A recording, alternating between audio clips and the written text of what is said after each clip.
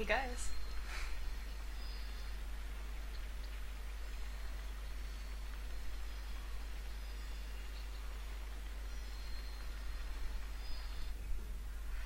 Okay, hello everybody. Welcome to the SteelSeries Euro Cup. Thank you, of course, to SteelSeries for hosting this tournament, and Dota Talk for kindly allowing me, Lily, and my co-caster, Daredevil Dan, to cast this tournament.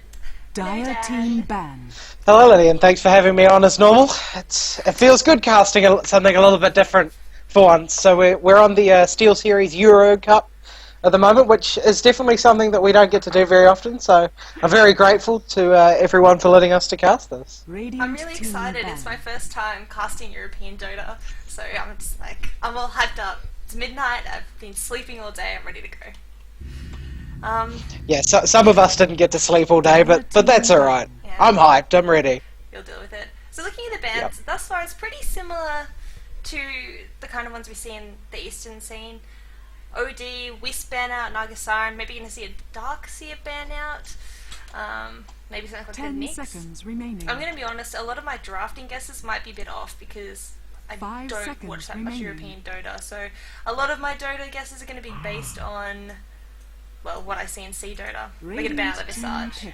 And then the Battle Rider gets through. Wow. Yeah, generally it's kind of similar. The metagames are very similar as well, but it seems that European Dota is a lot more aggressive, and the early game tends to basically play out. Whoever wins the early game just steamrolls through, but the Bat Rider slipping through is very, very unusual, but obviously 3D Max just didn't want that Visage on the Naga through, and Naga really has made her place up into the top bans as of late, as she was before, but this time now she's a support rather than that scary, scary carry of sort of just after TI2 and through TI2. But we see the Darkseer and the Rubik picked up for 3D Max, so pretty standard first picks coming out from both teams at the moment. Yeah, so Darkseer, Rubik being picked up this early, I mean, you don't see that as much in C Dota. Usually they pick up cores first, and then they go for the supports in the later picks. So picking up Rubik I find a little bit different than what I'm used to. And how Aspera responds, I guess it's going to depend on how they want to play the game out. Oops, I just realised why you guys couldn't hear me. I didn't have my mic in front of my face. Fixed it now. Sorry, I'm an idiot. So Team Aspera, they've got the possible mid, possible jungle, possible off lane. Batrider is very, very versatile, and that's one of the reasons why. One of the reasons why he's such a strong pickup is because he's got huge lane dominance, and if he goes in the off lane and he's not having a good time, he can move into the jungle and farm very, very quickly there. And alternatively, if he gets to be in a 1v1 situation, he will win 9 times out of 10. He's a fantastic offlaner or mid laner or whoever, just because of that sticky napalm. 10. Yeah, they definitely have. I mean, both teams at the moment have, as the Darkseer and the Batrider, very good heroes to sort of change roles throughout the game. So either one can run mid, can run off lane, but as you said before, they can both go to the jungle and sort of escape the pressure of the game and just farm up a little. Darkseer generally rushing that mech, along with the Batrider rushing that Blink Dagger, just for those easy initiations. And you can really pick people off very, very easily when you've got a Batrider with a Blink. And we see Team Aspera pick up that Chen as their second pick, so it's going to be looking like they'll want to do something with a push quite early. Batrider's not the best for pushing, but he's very good at counter pushing, with the Firefly just absolutely destroying creeps with the sticky napalm combined as well. So he's quite good at the sort of defending the other lanes while Chen and a couple other cores do the pushing. Yeah, so obviously they're going to be going for some kind of an aggressive lineup. Banning out the puck as well implies that they're probably thinking of putting the Batrider mid, and they're going to ban out solo mid heroes that will do decently against him. So Puck, of course, has got that orb to be able to get away. We might see the Queen of Pain ban out. 3D Max are alternatively banning out other mids, such as the Dragon Knight, who go well with that push lineup. Dragon Knight, of course, once he hits level 6, he's able to push very, very aggressively with his ultimate form. Might also see a ban out for the side of 3D Max on something like a THD, so a support that lanes quite well with the Chen coming in from the jungle and Ice Path initiation, as well as having the third skill, Liquid Fire, and there's that Queen of Pain ban out, like I said. Dual Fire to be able, not Dual Fire, Liquid Fire being able to push down towers very, very easily. Yeah, it really is a strong spell against towers, and a lot of people you don't really see it picked up early that often anymore, because it's the two nukes with the Ice 10 Path and the remaining. Dual Breath are very, very strong in the early to mid game just for the nuking power and the lockdown, but Liquid Fire definitely does a lot of damage to the towers. It slows down enemies, and it's a very good skill, but it kind of feels like it's just not picked up that much because his whole skill set is very good. And we see a Doom ban out from 3D Max, so a little bit unusual from what we generally see. Well, yeah, I mean, I'm expecting different. From what I've been told of European Dota, it's a very, very aggressive. So you can see already both lineups are banning out more defensive heroes. Park Queen of Pain, both of them can be played offensively, but also defensively, as they've got great escapes. And Dragon Knight, Doom, two very, very tank heroes. Doom, of course, being able to farm like crazy in the jungle, and just dominating the mid lane, shutting down whatever carry that the enemy team has. But the ban of the Doom mat is also kind of interesting because it implies they're going to go for some kind of carry that is just going to be shut down by a Doom. So something like maybe an anti-mage, possibly. But they're also going for a bit of an illusions war, picking up the Shadow Demon and the Darkseer. So Team Aspera are going to be, well, unable to pick up any kind of hero that goes for the late game without risking having it be completely shut down using the Shadow Demon's Disruption, which of course is going to mean that the hero has 120% damage against itself, and the Darkseer Wall, which has 90% damage against himself. So basically two heroes that will shut down late game carries, and we see them pick up the Storm Spirit as well, so that might be their easy lane farmer. Or it could be their mid hero, he can go either way. Yeah, they could drop a mid instead of the Batrider. They can obviously run the Batrider in and off lane sort of semi-effectively, but against a tri-lane of sort of Shadow Demon Kunkka Rubik, he's going to have a bit of a rough time, and even if he wants to go back to the jungle, they've got a Chen, so he'll be wanting to sort of take command of the jungle. Batrider obviously can just abuse the fact that he can use basically two camps and just keep stacking them and taking them down after that, but if they've got two people in a jungle, their lanes are just going to feel so weak, so they'll have to definitely work on their laning and see what they can do against this lineup from 3D Max, which is looking like very strong lanes at the moment. Reserve time. Well, yeah, I think both teams have got the potential for strong lanes. Lifestealer is still in the pool though. That's worth mentioning. So they might stick Batrider in the off lane, Storm Spirit in the mid lane, and then pick up the Lifestealer to go the easy lane farmer. Because he can do decently against the Darkseer, as he is able to regenerate health using the Feast. Storm can lane against a Kunkka if Kunkka's going mid, otherwise if that's a tri-lane, Lifestealer will be able to outlast the tri-lane of Rubik, Shadow Demon and Kunkka, so he can rage instantly if he gets trapped. And I think a Lifestealer Storm Spirit bomb would be so much fun to watch. But I don't know if that's how Europeans play their Dota. Do they do that sort of thing, or are they a bit more conservative rather than going full It's definitely aggression? something we could see. It is definitely something we could see coming out. I mean, you can chuck the Nags and the Storm Spirit as normal, and you can use the Batrider once he gets his blink up as well. They still have yet to get a carry, and they can also run an aggressive tri-lane if they aggressively place the Chen. And the Shadow Demon, the Shadow Fiend, banned out by 3D Max, so the Nags is still in the pool. And if they want to pick him up as their carry and fifth pick, they definitely can.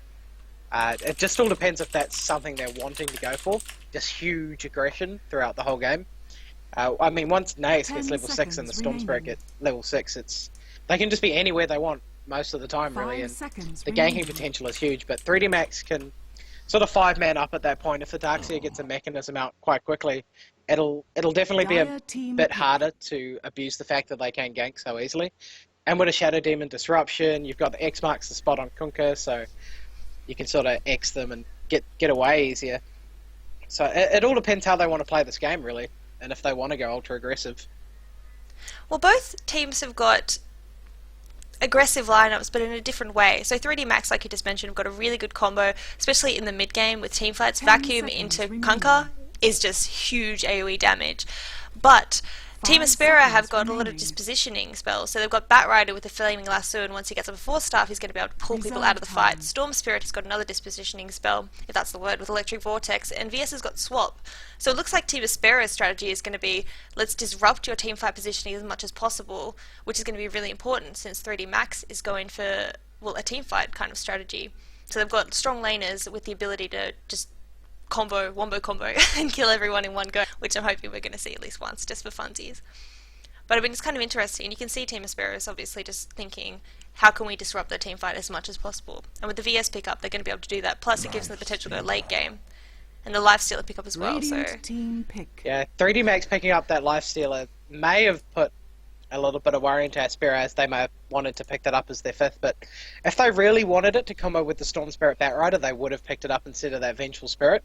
So it kind of leads me to believe that they weren't that bothered that it got taken away, and maybe they just thought, there's too much to stop the aggressive ganks on the side of 3D Max that they can't do it safely. 10 seconds remaining. Well, I think they could do it safely, but it's going to depend on... Probably going to be seeing a lot of 5 warding coming out from seconds Aspera, maybe an early gem picked up to try and counter out the Shadow Blade that Kunkka's going to pick up, as well as keeping map Reserve control. time. Because with a hero like Batrider, with a hero like Storm, you want to be able to go across the map, pick someone off, and then pick a fight. And with the Chen, they're going to have the pushing power they need.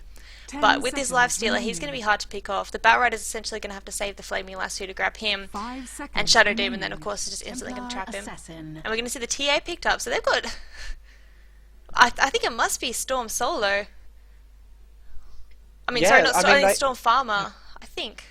They can lane this very differently. I mean, they can put Bat mid, Storm mid, or Templar mid, and have one on the off lane and one on the safe lane pretty easily. They could also kind of run an aggressive tri lane, but I don't think it would be that strong, especially fighting the 3D Max tri lane.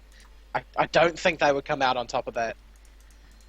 Well, I don't know. Prepare for battle. Okay, it looks like Tia's going to be going the easy lane. But anyway, let's just run through the plays very quickly while we've got a chance. Again, please forgive me if I mispronounce any names. I'm not 100% sure on them. But we've got Zizo Dota play. Am I saying that right? Zizo? Zizo? Yeah, probably. Yeah, probably. Alright, we've got Zizo Dota playing the Chen. Sharfik is going to be playing that Storm Spirit. Go Audio is going to be on the TA. Stomper on the Vengeful Spirit. And Batrider is going to be played by Inquisitor. And over on 3D Max, we have Supri playing the Naix. Playing the Kunkka is Artsy. Arise.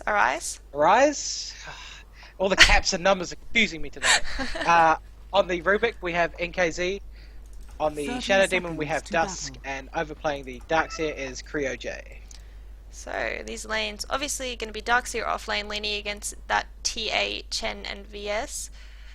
Unless Chen goes to the aggressive jungle, but I don't think he will. TA should have an okay time, but Darkseer's going to be able to shut down all those refraction charges, so she's going to have to deny and last hit carefully, because Darkseer does have the potential to outlane her. However, with the VS, if she does a bit of more...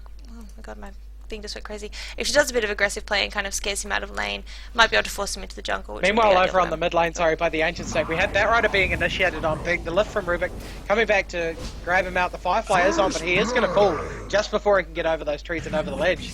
So nice first blood coming in, and SD's going to grab that. Instant upgrades to couriers and all sorts of things for that support.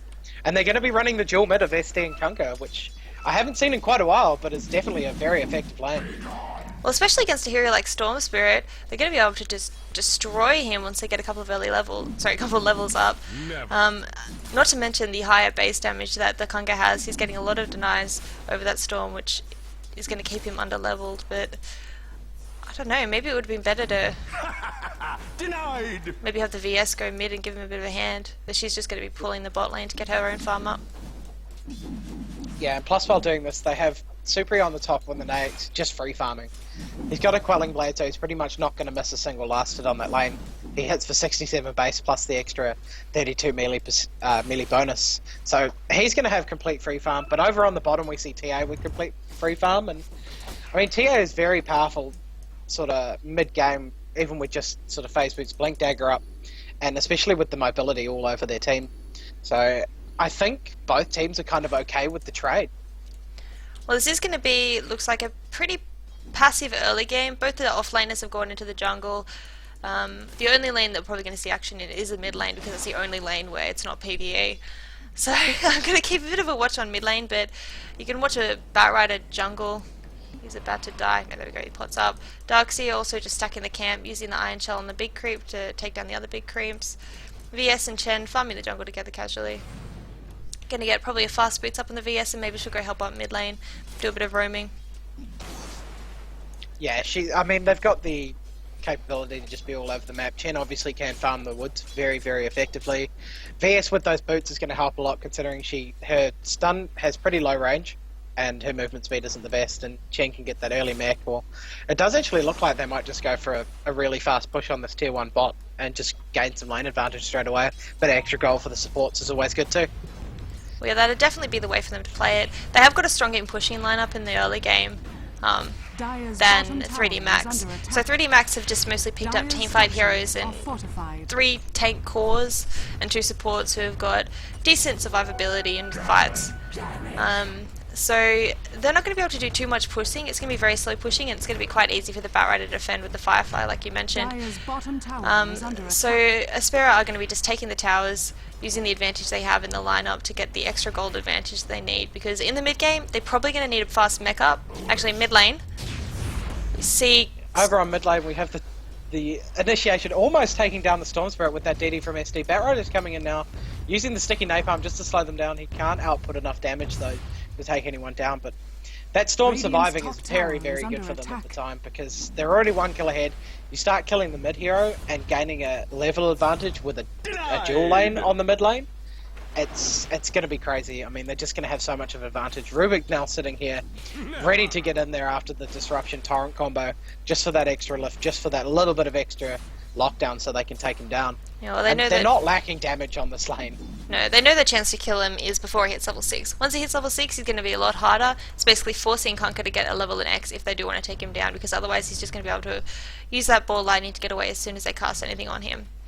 But, yeah, what I was saying is, before they started, fighting each other, terrible people, Aspera have got that early game advantage with having a bit more of a push lineup, and they've got 3 mid game cores. So the TA, the Storm, and the Batrider all do quite well in the mid game. BS helps that out, getting that level in aura, meaning they're going to have a bit more damage, but they've kind of got a strategy that unless they snowball in the early game, they're going to fall off at the late game. They can't really beat a Kunkka, a Darkseer, and a Lifestealer, who are very tank carries with high DPS output. So they're really going to have to be pressuring the lanes as much as they can to get this advantage that they need. Dire's bottom tower, they're going to take down the bottom tower now. No last hit for the carry, unfortunately. But taking that tower is really going to help them, as he said. These supports can now rotate a lot more and just leave TA here to farm. But one-on-one with a Darkseer TA, it's... TA just, her refraction is basically useless against Darkseer, unless she can position herself very well. And the Darkseer does have a level advantage being solo. But we see SD very aggressively positioning himself over the side of the river. He's going to get the disruption onto the Storm Spirit. Torrent is going to go off as well with the extra damage coming out from Soulcatcher. The pull is coming in onto the Kunkka though. Batrider coming in now with the Venture Spirit stun lockdown to take him down there. Storm Spirit is actually going to fall in the end, but that's a trade for the Kunkka and the Shadow Demon going towards the side of Aspera. So, and this also means coming up on top for them. VS is going to be getting a bit of farm now, which she really desperately needs. She's got her boots up already, but the faster she hits level 6, the better it's going to be. And that kill for Batrider does mean he's going to be even closer to that blink. He's got boots up and 900 gold in the bank, so that's definitely not bad at all for them. Yeah, exactly. A little bit of delay coming out for one of the heroes as well. But he's not in the game. Why are they going? They said no need to pause. Oh, he's reconnecting straight away. He's just doing a quick disconnect, reconnect. He's just got a bit of lag, so that generally fixes it. Yeah. If it's just a small issue. And we see an urn picked up on the Storm Spirit now, which is very unusual. Dire's bottom tower is under attack. I don't think I've ever seen that. It wouldn't be a bad pickup though, because it gives him heal, which he would obviously like. It gives him a bit of tanking up, because he's usually a pretty squishy hero. Normally you see him go for a Lincoln's or a BKB rush, which, while it's good, it does mean that he's wasting a lot of gold on the defensive item, and the urn might be able to tank him up just enough that he doesn't need to go for that. But I don't know. It kind of leads you to believe that he wants to be very active in these fights as well and get pickoffs and just get those charges up. Because you don't get that on a hero that's just going to sit and farm. Yeah. So they want him to be active. Meanwhile, we're going to see 3D Max almost take down this tower top. The Fortifier is going to come out. They're going on VS now. VS trying to come in and get the stun off. She does get the stun off on Rubik, but she is going to fall for it. Storm Spirit is going to take out that Rubik, but Naix is still fighting the Storm Spirit. He does actually kill the Naix off as well. So nice rotations coming out from Aspera to get those 2 kills off. The VS obviously was in there a little bit early. But still managing to secure the kill. Meanwhile, down bottom lane, Darkseer is going to get slowed up by a TA trap. The Stomp isn't going to hit on the Centaur, but they have trapped him in here. He's going to run into the trees, and TA's a little bit scared to get in there because the refraction just gets melted. Shadow Demon is there in the background though. TA's just going to sit invisible, hide up a bit. The trap does come off with the slows. Sentinel Stomp comes off as well, along with the damage coming out. Melt Hit to take the last hit, and they're going to clean him up as well. So Darkseer getting out was nice, but Shadow Demon Hang on, in mid lane as well, we're seeing initiation by the Storm on the Kunkka. In comes VS, gets a stun, throws the torrent, but it's not going to hit anyone. He's going to die as well. But so it's looking very good for Aspera getting these kills at the moment, and as you were saying before, that's what they need is to get an advantage. But even if they get the biggest advantage in the world, they still need to push and get towers. That's the only way they're going to shut down a Kunkka, a Lifesteal, and a Darkseer from farming. They need to be getting in mid lane. Just getting a bit of harass. If they don't get the towers down and get a huge gold advantage, it doesn't matter how many kills they get. They're still going to be out-farmed in the late game. So that's got to be what they concentrate on. Getting the pickoffs and then getting towers afterwards, which hopefully they will start doing as soon as this Batrider gets his Blinker, which will be very, very soon. So he is, what, 100, 200 gold from it?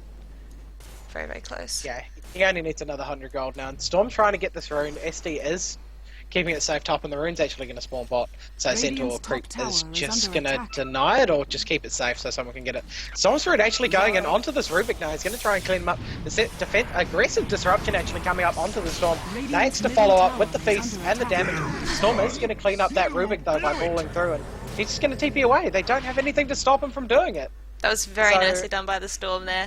He knew that they'd used all the disables they had. He was just free to TP out, and there's no X up on Kunkka. I think Kunkka would have done a little bit better to get one level of X just to be able to stop that Storm Spirit from ball lightning away. And in mid lane. Meanwhile, we have the dust coming out onto the VS, followed by the disruption and the Soul Catcher, and he's just going to fall very, very quickly to these heroes, and Kunkka picking up a kill. Yeah, good warding, getting some map control up as well as warding as well. Coming out from 3D Max. This is going to be a battle for the map control. Actually going to go back into again onto this Rubik. They've got a ward here, so he's going to be able to clean up this Rubik. The negative urn charge is going to take him down onto the back end of the fight, and they're now going to go onto the SD. Storm Spirit unfortunately has no mana left now, very low health, and he might lose his life here, which he does. Centaur Heal comes out slightly too late. The lasso onto the Kunkka now, but they can't slow him down enough. TA does have a Sonic Trap up coming up. The Batrider does get the nuke off to push him back a little. Naix going onto the Batrider in the back end though. Stun onto the Naix, followed by the Batrider doing some damage on here. Meanwhile, on the other end, we still have this team chasing the Kunkka. The extra speed does come up from the Darkseer, and he's going to get away too. Well, that was a bit of a fight there. Storm Spirit miscalculated the damage going off into the Rubik, so Rubik did manage to walk away on a mere 10 health.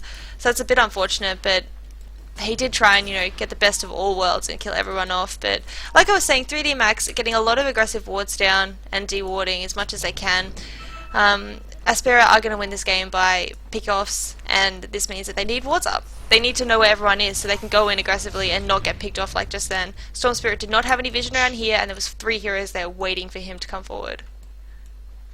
Yeah, the Storm Spirit's really wanting to play aggressively, but they just don't have the vision to back it up, as you were saying. I mean, they've got deep vision into the jungle now, as they put that up while they were chasing, but that's not really where the heroes are hanging out. Rubik is up there now, though, but Storm is going to ball lightning in, but he's going to use almost all his mana, not get the damage off on him either. But the Howl of Terror is going to come through, and the negative urn charge is going to clean him up. So that urn really doing its work. Meanwhile, Disruption coming out with the Soul Catcher Torrent combo. He does manage to dodge the Torrent, but he's still in very deep. He's got no mana left. He's just going to try and kill the Shadow Demon before he gets taken down, which he is going to be able to do. And he's still running away. He's got the DD now. Chen is there, which is going to send him back to base, so he's going to do as much damage to Kunkka as he can, and hopefully this Chen can clean him up with the negative urn charge there as well. He is ticking down slowly on 53 health, and that's going to clean him up as well. Fantastic kill coming out here. Meanwhile, that's a triple kill now onto the Storm Spirit. Kunkka buying back, and he's trying to get the turret off on the Batrider, but who does just blink away. And this is just insane fighting coming out from Aspera. This Storm Spirit, Shafik, he's doing work, definitely. And I really, really hope that Kunkka picks up one level. There he goes, he's got the X now. I was about to say, X is like his best friend this game. It's going to stop the Chen from sending them back. It's going to stop Storm from ruffle balling away. It's going to stop Batrider from blinking and force starting back. Like, X is like a really good spell this game. I'll put it that way.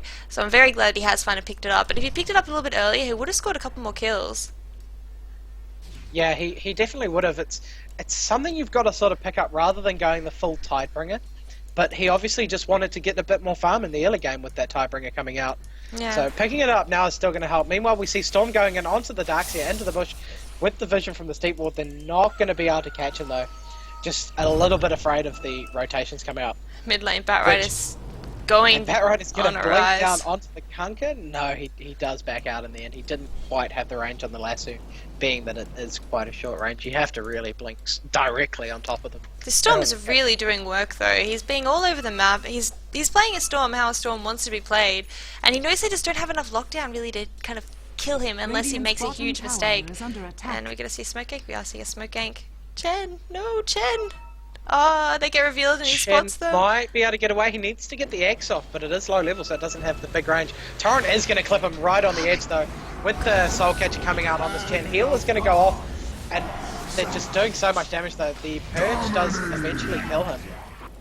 And meanwhile, on the back end, Nags is now going on to the Vengeful Spirit. They're going to be able to clean her up there. Nice little swap to try and confuse them. But she does fall. But meanwhile, the Darkseer did fall in mid lane. And TA's being chased down now still. coming in with very low mana, the negative urn charge going off onto the Rubik. He's taking a lot of damage. He's just going to use his full lightning to get out of there. And TA is in a bad place right now. She is going to manage to get away though. This game is a little bit of aggression. 9-12 at 13 minutes into the game. They are all doing a lot of work. But I mean, yeah, Aspera are just playing the hyper-aggressive strat that they need to be playing. TA's gotten a lot of room to free farm. She's on 76 CS at 13 minutes and 1 kill, of course. So I guess what they're doing is making the Storm take a lot of the aggression. He's basically taking out the supports every single opportunity he gets to. VS is doing okay on farm. She's keeping the wards, well, she was keeping the wards up.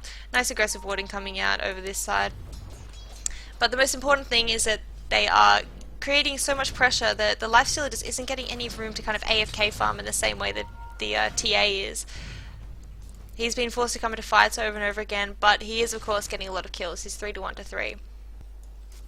So yeah, and the Nags having the armlet is going to be able to up a lot of damage. I mean, TA's had a bit of space, but she doesn't really have a whole lot up at the moment, and she is going to be going for that BKB first, by the look of it, with the Ogre Club tuck up.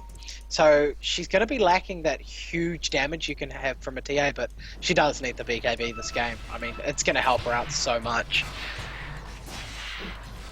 But I mean, as you were saying before, they're getting the kills, but they're not getting the towers at the moment. Storm is pushing top, but it was on full health when he got there, so it's still going to be hard. Meanwhile, Batrider's going to jump in onto the Shadow Demon, pull him up to the rest of his team. Stun comes out, followed by the nuke from the Chen, and they manage to catch him out. And swap coming out from VS, nice swap coming out, but he's melded. So they're just going to put every AoE they have on top of him. Rubik is